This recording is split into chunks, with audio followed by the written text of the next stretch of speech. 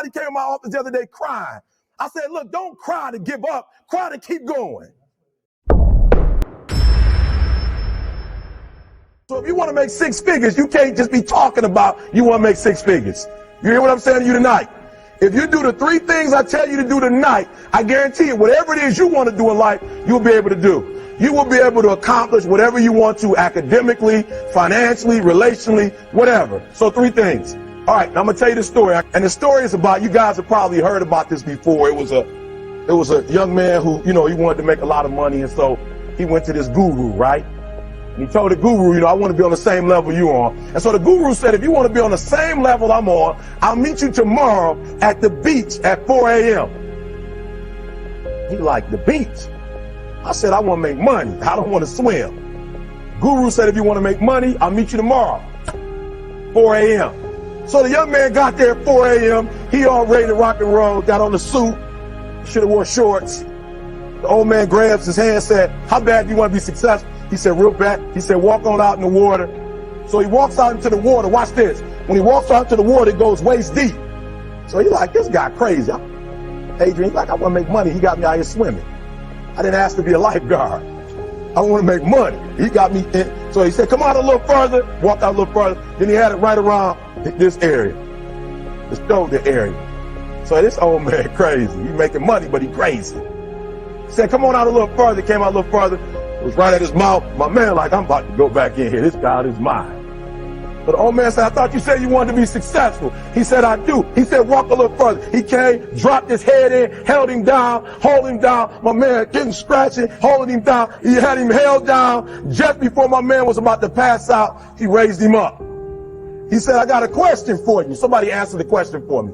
He said, when you were underwater, what did you want to do? I said, I wanted to breathe. He said, when you want to succeed as bad as you want to breathe, then you'll be successful. But if you ever had an asthma attack before, you short of breath, you wheezing, the only thing you're trying to do is get some air. You don't care about no basketball game. You don't care what's on TV. You don't care about nobody calling you. You don't care about a party. The only thing you care about when you're trying to breathe is to get some fresh air. That's it. And when you get to the point where all you want to do is be successful as bad as you want to breathe, then you'll be successful. And I'm here to tell you, number one, that most of you say you want to be successful, but you don't want it bad. You just kind of want it. You don't want it badder than you want to party. You don't want it as much as you want to be cool. Most of you don't want success as much as you want to sleep. Some of you love sleep more than you love success. And I'm here to tell you today, if you're going to be successful, you got to be willing to give up sleep. Because if you go to sleep, you might miss the opportunity to be successful. That's how bad you got to want it. You got to go days without, listen to me, you got to want to be successful so bad that you forget to eat. I don't sleep. So I got an opportunity to make a dream become a reality. Football players, Emmitt Smith had won his first Super Bowl, and he had this commercial when he was lifting weights.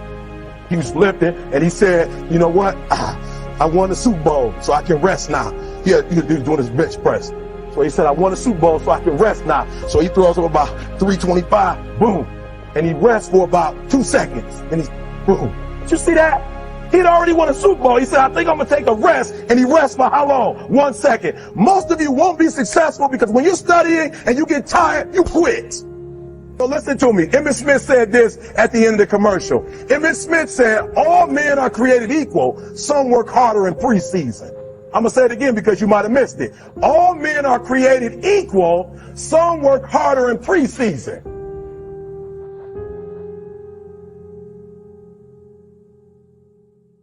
Don't cry to quit.